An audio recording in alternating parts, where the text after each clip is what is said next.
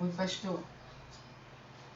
Mas a gente está com problema aqui, não está conseguindo. O Fábio está com o pastor Renan no telefone, não está conseguindo transmitir não. Acho que ele vai conseguir agora. Ele falou que ok. Vamos ver se vai, tá? Tá, podia ligar aqui para botar o Eu já ia mandar mensagem pro senhor. Tá bom, tchau. Tá, já falo com o senhor então. Que vai ser. Obrigado. Deus abençoe.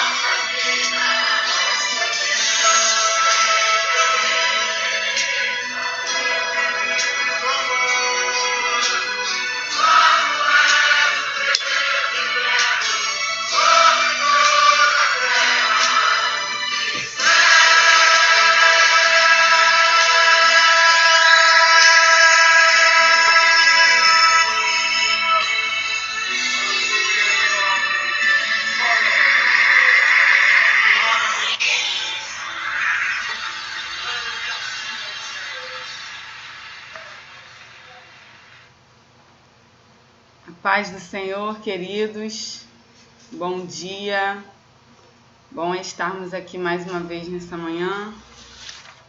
Este é o dia que nos fez o Senhor, regozijemo-nos e alegremos-nos nele, o nosso Salvador. Mais um domingo, mais uma bela manhã que nós podemos falar do Evangelho do nosso Senhor Jesus Cristo, as boas novas de salvação. E damos glórias a Ele por isso, damos graças a Ele por isso. Esperamos que todos estejam bem e que Deus vos abençoe nesse dia com toda sorte de bênçãos dos céus. Tivemos um problema na transmissão, mas graças a Deus estamos aqui. Um pouquinho atrasados, mas glórias a Deus, e vamos dar início ao nosso estudo nessa manhã, Escola Bíblica Dominical, e vamos orar para iniciar, amém? Senhor, nós queremos te louvar, bendizer o teu nome, Senhor, te agradecer por este dia, te agradecer, Senhor, porque deitamos e dormimos, acordamos porque o Senhor nos sustentou. Te louvamos porque Tu és o guarda de Israel, aquele que não dorme, que não tosqueneja, e sabemos que o Senhor tem cuidado de nós, Senhor. Te pedimos que a Tua graça, bondade e misericórdia continue sobre nós neste dia, Senhor. Te apresentamos, Senhor, este momento em que estaremos, Senhor, nos dedicando a aprender um pouco mais da Tua palavra, Senhor. Te pedimos, Espírito Santo, que o Senhor fale conosco, Senhor, que o Senhor possa transmitir vida, que o Senhor possa transmitir paz, que o Senhor possa transmitir a Tua palavra, a salvação neste dia, Senhor, que vidas possam ser alcançadas através da Tua palavra, Senhor. O nosso objetivo aqui, Senhor, nossa estada aqui nesta manhã é apenas para glorificar o Teu nome, fazer, Senhor, aquilo que o Senhor nos chamou, anunciar as boas novas de salvação. E nós te louvamos por essa oportunidade, em nome de Jesus. Amém. Bom, glórias a Deus, graças a Deus por estarmos aqui mais uma vez, né? E vamos dar início ao nosso estudo. Bom, nós vamos falar um pouquinho sobre essa doutrina tão importante e fundamental na vida da igreja, na vida de toda a humanidade, da raça humana, que é a soteriologia, a doutrina da salvação. Como eu disse, é uma doutrina fundamental da teologia sistemática, e esse termo soteriologia, né, como a gente já vem falando aqui em outras oportunidades, sempre que a gente tem o sufixo logia, a gente vai falar de um estudo, de uma doutrina, e o vocábulo, o prefixo sotérios, significa salvação. E aí é essa a doutrina que estuda a salvação, é a parte da teologia sistemática que vai tratar da redenção de toda a humanidade por meio do sacrifício de Jesus Cristo. Então, a humanidade pecadora que estava afastada de Deus por conta do pecado, agora é resgatada pelo sacrifício do nosso Senhor e Salvador Jesus Cristo. Então, é essa parte da teologia sistemática que a soteriologia estuda, a salvação por intermédio do sacrifício vicário de Cristo. Bom, o que é a salvação, né? Como que a gente consegue explicar esse termo salvação dentro da Bíblia Sagrada? A salvação tem a ver com a libertação do perigo iminente que toda a raça humana corria, que é a condenação eterna. E aí, por conta do pecado, ter feito separação entre o homem e Deus, então o pecado original, o pecado de Adão, que separou o homem de Deus, agora esse pecado condena o homem à morte eterna, e agora o próprio Deus provê algo que possa restabelecer a comunhão do homem com ele. E esse algo que o próprio Deus proveu é a salvação por intermédio de Jesus Cristo. Então significa libertação de um perigo iminente, que era a condenação eterna, livramento do poder da maldição do pecado, que era a morte eterna, então para sempre separado de Deus, eternamente separado de Deus, e essa salvação que livra, que dá livramento, que traz libertação, ela provê, ela restabelece a comunhão com Deus, ela restitui ao homem a comunhão que foi perdida. No livro de Isaías 59, que é esse texto que eu separei aqui, ele vai dizer, o texto diz que os nossos pecados fazem separação entre nós e Deus. Diz assim, Isaías capítulo 59, versículo 2. Mas as vossas iniquidades fazem divisão entre vós e o vosso Deus, e os vossos pecados encobrem o seu rosto de vós, para que vos não ouça. Então, por conta do pecado, por conta da iniquidade, o homem estava separado de Deus, o homem estava afastado de Deus. E agora, a salvação, por intermédio do Senhor Jesus Cristo, por intermédio da morte, vai restabelecer essa comunhão com Deus. Romanos 3:23, a gente já conhece bastante, né? Porque todos pecaram e destituídos estão da glória de Deus. Romanos 6:23, porque o salário do pecado é a morte, mas o dom gratuito de Deus é a vida eterna por Jesus Cristo, nosso Senhor. Então agora, o homem que estava afastado de Deus tem algo que faça com que essa comunhão seja restabelecida. Em Romanos 5:12, que diz assim, ó: pelo que, como por um homem entrou o pecado no mundo, e pelo pecado a morte, assim também a morte passou a todos os homens. Por isso, todos pecaram. Então, por um homem, como eu disse, o pecado original trouxe o pecado por um homem. O pecado entrou no mundo e a morte agora também passou a todos os homens. A morte passou a todos os homens, por isso todos pecaram. Então agora, por conta do pecado, o homem é afastado de Deus, e agora um ato de Deus é que vai prover essa restituição da comunhão, que é o que nos diz o livro de Colossenses, no capítulo 1, versículo 13 e 14. Diz assim, ó: ele nos tirou da potestade das trevas e nos transportou para o reino do Filho do seu amor, em quem temos a redenção pelo seu sangue, a saber, a remissão dos pecados. Então ele, o próprio Deus, é que nos tirou da potestade das trevas e nos transportou para o reino do Filho do seu amor, por quem nós temos a remissão dos nossos pecados. Então, por Jesus Cristo, nós temos a remissão dos nossos pecados pela provisão do próprio Deus. Então, o próprio Deus é que supre essa necessidade que o homem, por si só, não haveria um meio que o homem conseguisse restabelecer essa comunhão. Então, agora, o próprio Deus é que provê o meio do homem se voltar novamente para ele, tá? E aí, essa salvação é o resultado da morte expiatória de Cristo. O que nos diz lá no livro de João, capítulo 19, versículo 30, na cruz do Calvário, Jesus diz: e quando Jesus tomou o vinagre, disse: está consumado. E inclinando a cabeça, entregou o Espírito. Então, o resultado dessa morte, quando Jesus diz: está consumado, está tudo pago.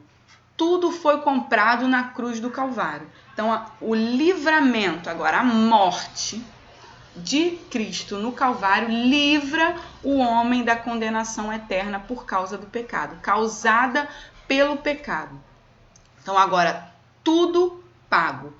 Toda a necessidade que havia de se pagar para que o homem pudesse ter salvação foi concretizada na cruz, foi paga através da morte de Cristo. Então, está consumado. Então, agora foi tudo concretizado com a morte, e por conta dessa morte, agora a salvação é ofertada a todos os homens. Todos os homens recebem o direito de receber essa salvação por intermédio do sacrifício de Cristo na cruz do Calvário. Amém? Bom, existem alguns elementos básicos para a salvação. Esses elementos básicos para a salvação são a graça, o sangue e a fé. Os dois primeiros são providos pelo próprio Deus. E a fé é o único recurso que Deus requer do homem para receber essa salvação. Mas nós vamos falar um pouquinho mais detalhadamente sobre cada um deles. Então, a graça, como o próprio nome já nos diz, é um favor imerecido. Então, é uma disposição bondosa da parte de Deus. Então, a graça, ela revela-se no fato de que o próprio Deus oferece essa salvação, oferece essa graça por meio da expiação de Cristo. Lembra daquele versículo-chave da Bíblia, né? Porque Deus amou o mundo de tal maneira, João 3,16, que deu seu Filho unigênito para que todo aquele que nele crê não pereça, mas tenha a vida eterna. Então agora é o próprio Deus. A graça é revelada no fato de que o próprio Deus é que oferece o seu Filho em sacrifício, em expiação pela humanidade, para a redenção de toda a humanidade. Tito 2,11 vai nos dizer exatamente isso, que a graça revela esse amor para todos os homens. Diz assim, Tito 2,11: porque a graça de Deus se há manifestado, trazendo salvação a todos os homens, ensinando-nos que, renunciando à impiedade e às concupiscências mundanas, vivamos neste presente século sóbria, justa e piamente. Então, a graça de Deus se há manifestado, trazendo salvação a todos os homens. Então, a manifestação da graça de Deus é a fonte da salvação, é o princípio, é a origem, a causa, a procedência. A salvação procede da graça de Deus. Uma disposição bondosa de Deus. O próprio Deus se dispõe a revelar essa graça à humanidade para que toda a humanidade, para que todos os homens alcancem essa salvação. Romanos 3, do 23 ao 26.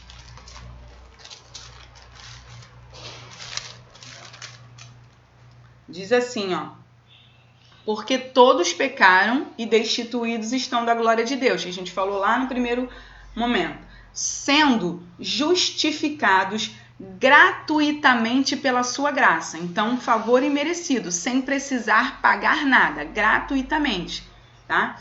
Pela sua graça, pela redenção que há em Cristo Jesus, ao qual tá falando de quem? De Jesus, do versículo anterior, ao qual Deus propôs, então, Deus propôs, foi Deus quem trouxe, para propiciação pela fé no seu sangue, para demonstrar a sua justiça pela remissão dos pecados dantes cometidos sob a paciência de Deus, para demonstração da sua justiça nesse tempo presente, para que ele seja justo e justificador daquele que tem fé em Jesus. Então aqui a gente vê que a redenção dos nossos pecados vem por intermédio de Jesus Cristo, que o próprio Deus propôs a propiciação do seu Filho para poder redimir e justificar toda a humanidade de todos aqueles que têm fé em Cristo Jesus. Então é uma disposição à graça, uma disposição bondosa da parte de Deus. E, sendo a graça uma disposição da parte de Deus, o próprio Deus é que proveu o substituto que toda a humanidade precisava para alcançar salvação. Então, ele pode justamente perdoar a quem quer, sem levar em conta os merecimentos, merecimento ou não. Por isso que é pela graça e não pelas obras. Então, a graça é manifestada independente das obras. É o que a gente vê no capítulo 5, no versículo 18, de próprio Romanos. Não é esse, é o 11. 11:6. 11:6 vai dizer: assim, pois, também agora, neste tempo, ficou... Estou lendo errado, desculpa. 11:6. Mas, se é por graça, já não é pelas obras. De outra maneira, a graça já não é graça. Então, porque foi o próprio Deus quem proveu essa graça, essa disposição bondosa, então ele pode perdoar sem levar em conta os merecimentos, se a pessoa merece ou não. Por isso é graça e não obras, tá? O 5:18 diz assim, pois assim como por uma só ofensa veio o juízo sobre todos os homens para a condenação. Então lembra que a graça fala sobre livramento do perigo iminente, que era a condenação eterna, que todos os homens estavam subjugados a essa condenação eterna.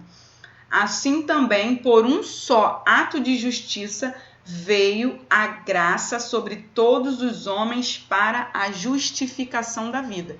Então, agora, por um homem entra o pecado traz a morte e a condenação eterna. Agora, por um único homem também, ele vai trazer a graça que vai revelar salvação e justificação a todos os homens. Então, a graça é a fonte da salvação, é o princípio dessa salvação, a origem da salvação. A salvação é originada na graça de Deus, que é revelada no seu Filho, através da morte de Cristo na cruz do Calvário. Amém? E aí a gente tem o sangue, que também está manifestado a partir de Deus. Então, o sangue, que é a base da salvação, é o suporte, o fundamento, a sustentação da salvação. Então, a salvação está sustentada, está baseada no sangue que o Senhor Jesus Cristo derramou na cruz do Calvário. Em 1 João 1,7, a gente vai ver o poder do sangue.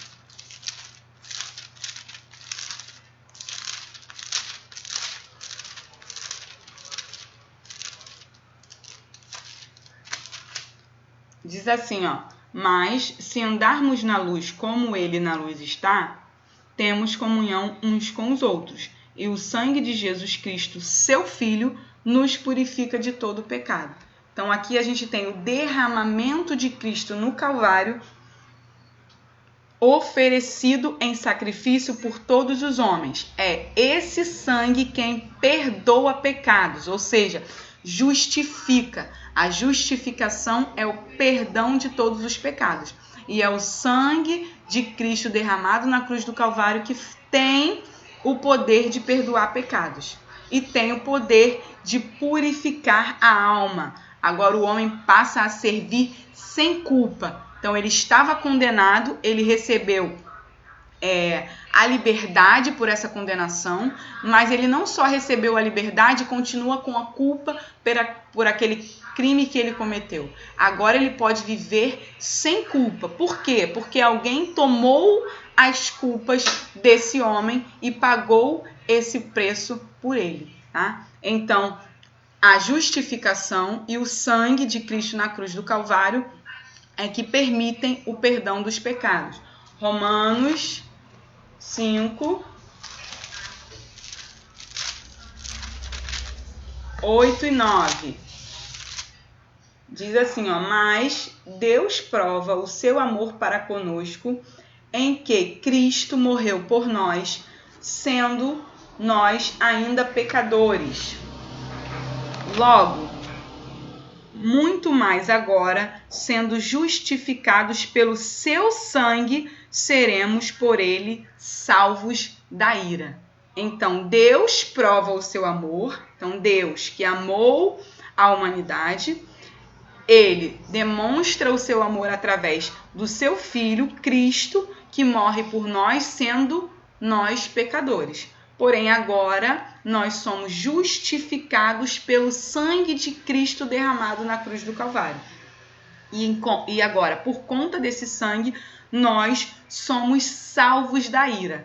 A ira de Deus que há de se revelar sobre toda a humanidade, que será derramada sobre toda a humanidade, todos aqueles que pecaram e não reconhecem a Cristo como Salvador, essa ira, nós estamos salvos dessa ira pelo Senhor Jesus Cristo, pelo derramamento de sangue do Senhor Jesus na cruz do Calvário, quando nós temos fé para crer que Ele é o Salvador e Ele pode oferecer essa salvação, nós estamos livres dessa ira de Deus sobre toda a humanidade. Efésios 1:7.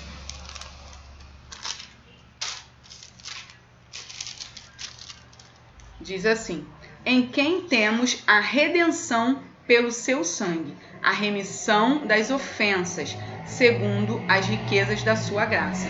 Então, em Jesus, nós temos a redenção, ele pagou o preço, a culpa, agora nós temos a liberdade pelo resgate pago, pelo seu sangue. Então, o preço foi o sangue. E a remissão das ofensas, ou seja, absolvição. Deus revoga o castigo que havia sobre nós, a pena que nós precisávamos pagar por conta do sangue de Cristo que foi derramado na cruz. A remissão das ofensas segundo as riquezas da sua graça. Então, pela graça é que o sangue de Cristo foi derramado e perdoa os pecados de toda a humanidade.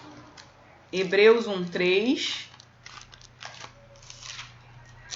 diz assim: o qual, sendo o resplendor da sua glória, está falando de Jesus, tá? A expressa imagem da sua pessoa e sustentando todas as coisas pela palavra do seu poder, havendo feito por si mesmo a purificação dos nossos pecados, assentou-se à destra da majestade nas alturas. Então agora a purificação dos nossos pecados, ou seja, agora a gente pode servir sem culpa porque estamos purificados, lavados pelo seu sangue. Então o sangue purifica de todo o pecado e faz com que o homem sirva sem culpa. Hebreus 9,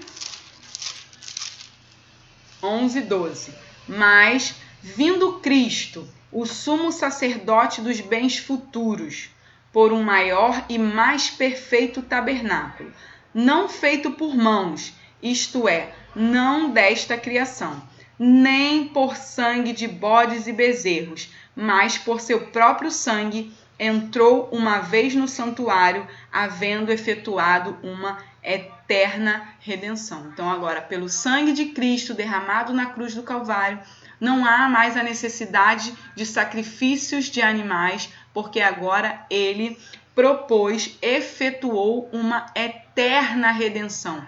Toda a raça humana, por uma única expiação, uma única morte, Jesus morreu por toda a humanidade, por toda a raça humana agora tem a redenção eterna. Pode estar livre do pecado para viver eternamente com Deus. Amém? Então, o sangue é a base da salvação. É o suporte, o fundamento, a sustentação.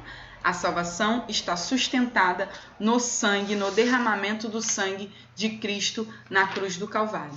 E o outro elemento básico da salvação é a fé. A fé salvífica é a confiança plena em Cristo com vistas à redenção do pecado. Então, o homem crê que o Senhor Jesus Cristo é o Salvador e é o único que pode redimi-lo dos pecados. Então, a fé é a única condição, como eu já disse a vocês anteriormente, a única condição prévia que Deus requer do homem para a salvação. A gente vai ver nesses textos que há necessidade de crer, de ter fé para receber a salvação. Então, pela fé, o homem reconhece o seu pecado e a sua necessidade de salvação e crê em Jesus Cristo como Salvador. A fé é o meio da salvação, ou seja, é o modo de chegar à salvação. É ela quem conduz a salvação. Então, o modo de se chegar, o modo de ser conduzido à salvação é através da fé. E aí a gente tem o texto clássico que nós conhecemos por graça e salvação, Efésios 2, 8 e 9, que nos diz o seguinte: porque pela graça sois salvos. Então a gente está vendo aí mais uma vez a graça como um elemento básico da salvação. Por meio da fé. Então, por meio da fé. A fé é o meio da salvação, é ela quem conduz a salvação, tá? É o modo de chegar. E isso não vem de vós, é um dom de Deus. Não vem das obras para que ninguém se glorie. Lembra que a gente falou que não é por obra, porque senão não é graça, né? Então, a fé é o meio de você chegar à salvação. É a única condição que Deus requer do homem para chegar a essa salvação. Romanos 10,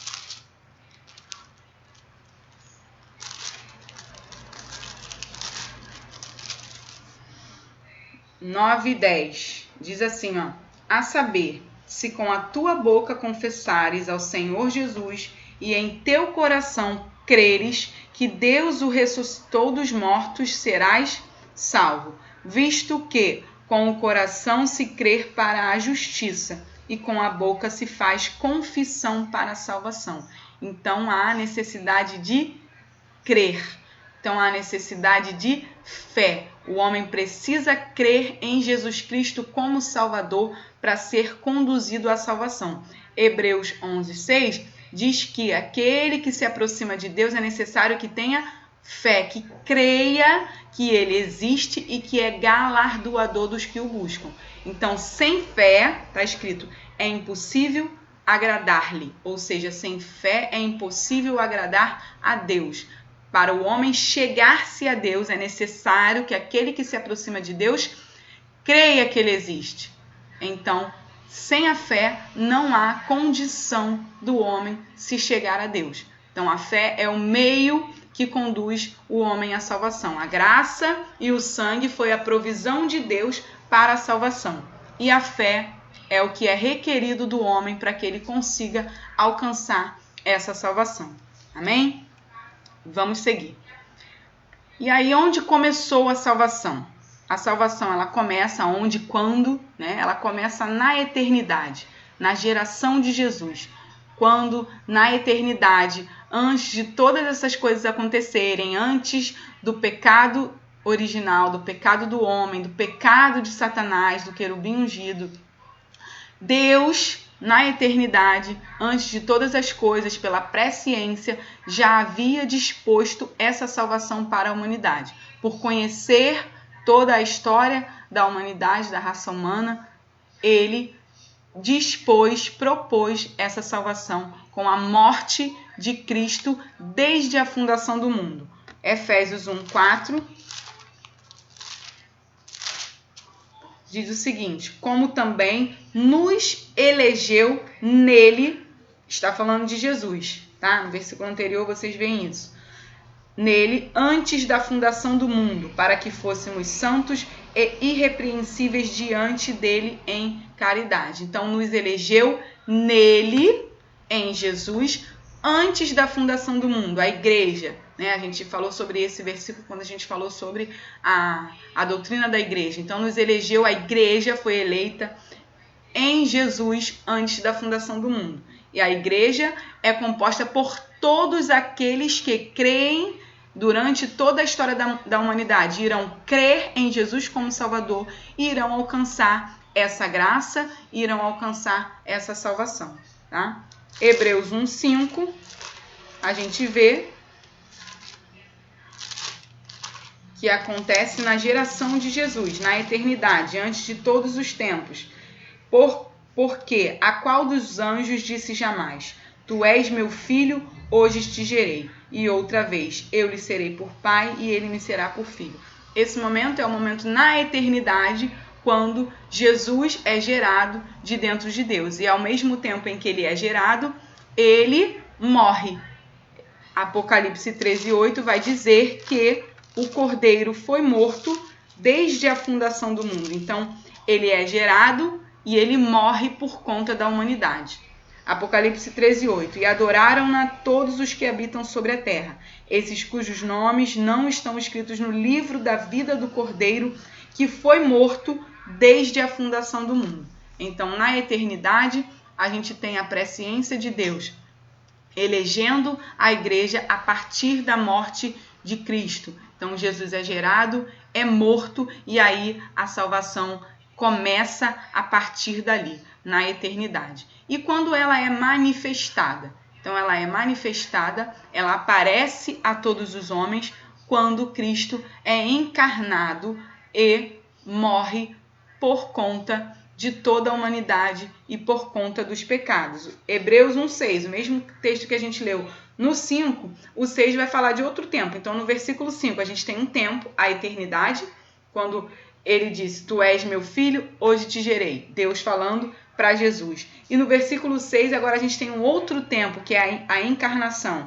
E quando outra vez introduz no mundo o primogênito e diz: Todos os anjos de Deus o adoram. Então, aqui a gente vê agora a encarnação de Cristo. Então, outra vez, agora ele é introduzido no mundo. No versículo 5, ele é gerado na eternidade. E no versículo 6, a gente já tem aí um grande lapso de tempo e ele é encarnado, é introduzido no mundo.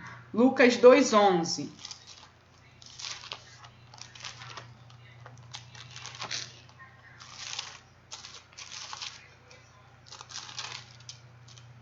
Diz assim: e isto vos será... Não, versículo 11, né? Eu estava no 12.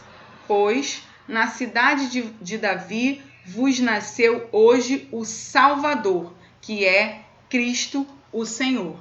Então, o nascimento de Cristo mostra agora o Salvador sendo introduzido no mundo. Então, a sua encarnação, seu nascimento e posteriormente a sua morte está consumado. Então, a salvação é manifestada a todos os homens. 2 Timóteo,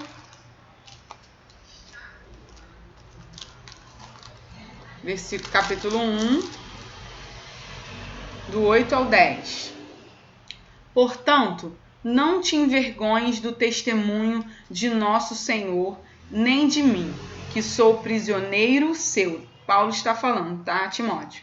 Antes, participa das aflições do Evangelho segundo o poder de Deus, que nos salvou e chamou para uma santa convocação, não segundo as nossas obras. Então, Paulo está explicando bastante coisa do que a gente falou até aqui, mas segundo o seu próprio propósito e graça que nos foi dada em Cristo Jesus, quando?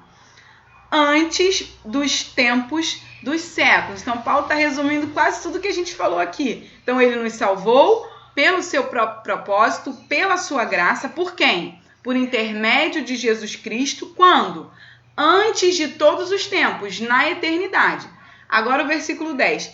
E que é manifestada agora. Então, aquela graça que começou antes de todos os tempos, agora ela é manifestada pelo aparecimento do Senhor Jesus, pelo seu nascimento e pela sua morte, que é manifestada agora pela aparição de nosso Salvador Jesus Cristo, o qual aboliu a morte e trouxe à luz a vida e a incorrupção pelo Evangelho. Então, agora a morte eterna, a condenação eterna que estava sobre toda a humanidade é abolida pela morte de Cristo na cruz do Calvário. Então, esse texto resume exatamente tudo que a gente falou até aqui. A graça, um propósito de Deus, salva a humanidade por intermédio de Jesus Cristo antes de todos os tempos, na eternidade.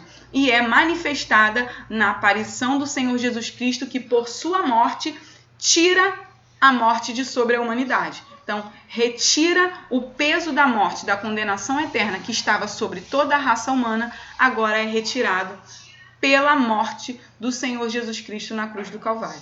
Então, a salvação começa na eternidade e ela é manifestada na encarnação, no nascimento e na morte de Cristo na cruz. Amém? Bom, e aí como que ocorre a salvação? Como que a salvação ocorre para o homem, para aquele que se dispõe para essa salvação, para toda a humanidade, para a raça humana? Então a gente tem aí algumas sequências que precisam acontecer. Alguns textos, como esses que eu separei aí, vão nos dar essa ideia. Então a gente tem a necessidade do homem ouvir. Então o homem precisa ouvir as boas novas de salvação. O texto de Romanos 10:17, que é esse primeiro que vocês veem aí, é aquele texto que a gente conhece que diz que a fé vem pelo ouvir e o ouvir a palavra de Deus. Então há necessidade que os homens ouçam esse evangelho, ouçam a respeito de Jesus Cristo como Salvador de toda a humanidade, como Salvador da raça humana. E ao ouvir, há um confronto da realidade do homem com o seu pecado. Então o homem reconhece o seu estado de depravação total, destituído da glória de Deus, separado de Deus. E aí a gente vem agora o momento em que o Espírito Santo, aquele que convence o homem do pecado, da justiça e do juízo, que é o que diz João 16:17, que é aquele que convence o homem do pecado. Do pecado por quê? Porque não creem em mim, Jesus falando. Então o Espírito Santo os convenceria do pecado porque eles não criam em Cristo. Então há esse confronto da realidade com o nosso corpo caído com o nosso corpo corrupto, a nossa vida longe de Deus. Agora, com esse confronto e com o Espírito Santo convencendo o homem do pecado, o homem que estava afastado de Deus, destituído da glória de Deus, morto por causa do pecado, morto eternamente, condenado eternamente, ele reconhece essa necessidade da salvação por ouvir a pregação, por ouvir as boas novas de salvação. Então, esse confronto com a sua realidade faz com que ele reconheça o seu pecado, crer em Cristo Jesus como Salvador e, crendo, agora ele é aceito por Deus. Lembra da fé? Que é aquilo que Deus, a única condição prévia que Deus requer para que o homem alcance essa salvação. Então a gente tem ouvir, confrontar a nossa realidade com essa salvação, a realidade pecadora. Então o homem reconhece o seu estado de depravação total, reconhece a Cristo como Salvador, crer em seu coração que Ele é que pode conduzi-lo a essa salvação, e então Deus o aceita. E a partir de ser aceito por Deus, a gente tem ainda uma série de passos que vai acontecer na vida do homem por ele ser aceito por Deus. Vamos ler Atos 2, Romanos e João. Eu já falei a vocês o que esses textos dizem. Atos, versículo 2, a gente vai ver mais ou menos isso que eu acabei de falar para vocês. Esses passos, tá? Então a gente tem aqui a pregação de Pedro, né? O discurso de Pedro depois do Pentecoste. Então ele vai tomar a palavra e vai começar a falar sobre o Salvador, sobre as boas novas de salvação. E ao discursar, ao pregar a palavra, a gente vê no versículo 37 o que acontece, ó. Ouvindo eles isto, então a gente tem aqui o ouvir. A fé vem pelo ouvir a palavra. Então, todos aqueles homens que estavam ali, ouvindo a pregação de Pedro, compungiram-se, ou seja, se sentiram tristes, pesados. Então, confrontaram a realidade pecadora deles com aquele evangelho de salvação. Então, a tristeza aconteceu, que a gente vai ver mais à frente sobre o arrependimento. Então, acontece esse pesar, essa tristeza por conta do pecado. Compungiram-se em seu coração e perguntaram a Pedro e aos demais apóstolos: que faremos, varões irmãos? E disse-lhe Pedro: arrependei-vos e cada um de vós seja batizado em nome de Jesus Cristo para perdão dos pecados, e recebereis o dom do Espírito Santo. Porque a promessa vos diz respeito a vós, a vossos filhos e a todos os que estão longe, tantos quanto Deus, nosso Senhor, chamar. Então, a gente tem aqui alguns passos do que a gente acabou de falar. Eles ouvindo, confrontando com a sua realidade e Pedro os orientando a arrepender-se dos seus pecados, crer que por intermédio de Jesus eles teriam a salvação e então eles receberiam a remissão dos pecados e o Espírito Santo como dom passaria a habitar em suas vidas, porque essa promessa agora estava sendo abrangida a todos os homens, não somente aos judeus, mas a toda a raça humana. E ainda Atos, capítulo 8, 36 ao 38. Então a gente tem aqui a propagação do evangelho por Filipe. Então Filipe, um evangelista, vai anunciar o evangelho a um eunuco. E aí no versículo 37 diz: e disse Filipe, é lícito se creres... Não, versículo 36. Coloquei... tá certo, tô vendo o outro. 36. E indo eles caminhando, chegaram ao pé de alguma água. E disse-lhe o eunuco: eis aqui água, que impede que eu seja batizado? E disse-lhe Filipe: é lícito, se creres de todo o coração. E respondendo ele, disse: creio que Jesus Cristo é o Filho de Deus. E mandou parar o carro, e desceram ambos à água, tanto Filipe como o eunuco, e o batizou. Então a gente tem aqui Filipe anunciando as boas novas de salvação, o eunuco ouviu, confrontou com a sua realidade e quis ser batizado, quis receber essa salvação, quis receber esse Jesus que foi anunciado a ele. Então ele pergunta para Filipe o que ele deveria fazer. E ele disse que ele precisava crer de todo o coração. E ele disse o quê? Eu creio que Jesus Cristo é o Filho de Deus. E então, crendo, todos os homens podem receber a Deus como Salvador. Então a gente tem aqui essa sequência que acontece a partir de ouvir. E para a gente fechar, vamos ler Romanos 10, que é um texto bem interessante também com relação a isso. Romanos capítulo 10, versículo 9 ao 15. Então a gente já leu aqui esse versículo 9, né? Mas vamos fazer a leitura até o versículo 15 para a gente entender. A saber, se com a tua boca confessares ao Senhor Jesus Cristo e em teu coração creres que Deus o ressuscitou dos mortos, serás salvo. Visto que com o coração se crê para a justiça e com a boca se faz confissão para a salvação. Porque a Escritura diz, todo aquele que nele crê não será confundido, porquanto não há diferença entre o judeu e o grego, porque um mesmo é o Senhor de todos, rico para com todos que vos invocam. Porque todo aquele que invocar o nome do Senhor será salvo. Versículo 14. Como, pois, invocarão aquele em quem não creram? E como crerão naquele de quem não ouviram? E como ouvirão se não há quem pregue? E como pregarão se não forem enviados? Como está escrito, quão formosos os pés dos que anunciam a paz, dos que anunciam coisas boas. Então aqui a gente vê que há a necessidade de pregar, de anunciar. Então, ouvirão porque alguém está pregando, está anunciando. E quando ouvirão, crerão.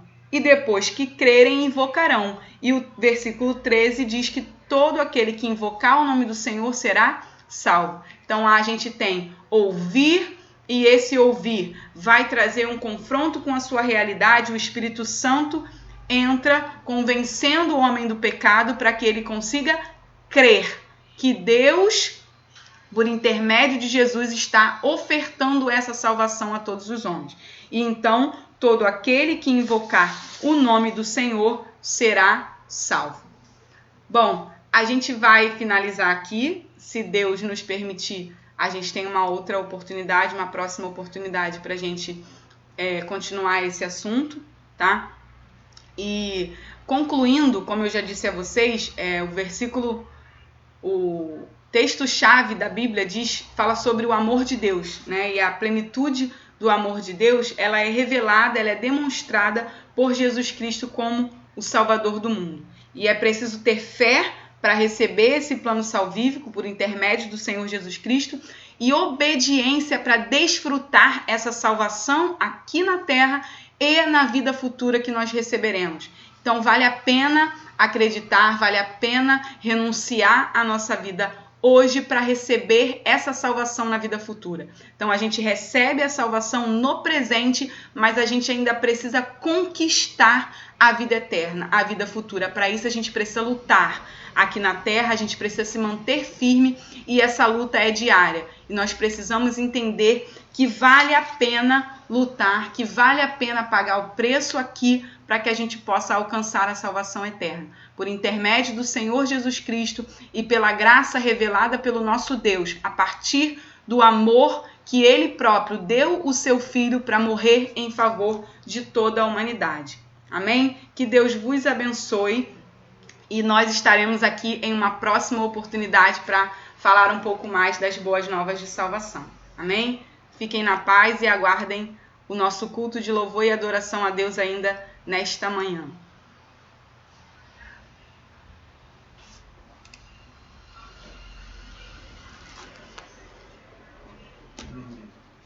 Que